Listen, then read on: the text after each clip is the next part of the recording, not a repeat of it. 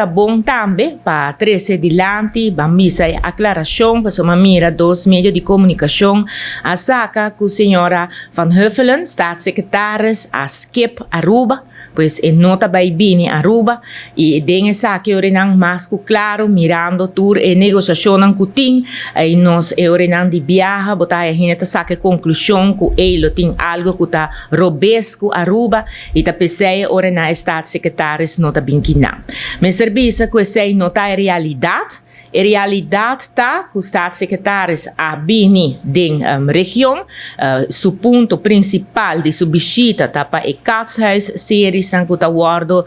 teni, para o qual está é tópico de esclavitud, mas serviço que de Aruba tem que está presente na Saint Martin, para sine hora e nang portal está den e sessão especial aqui nang ibana de essa aqui tem também na Corsol, o qual anta chama era herstel de lo qual está Tula, dus zij também tem a ver que parte dus de história de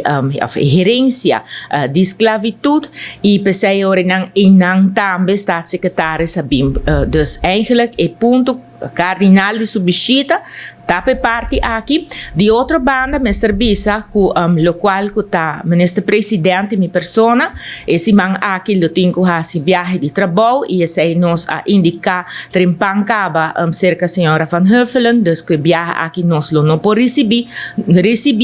dor que nos tem lo qual tá é compromisso nang aqui den exterior de sua banda orinang mas claro ela indicar também que já é parte mais principal de sua visita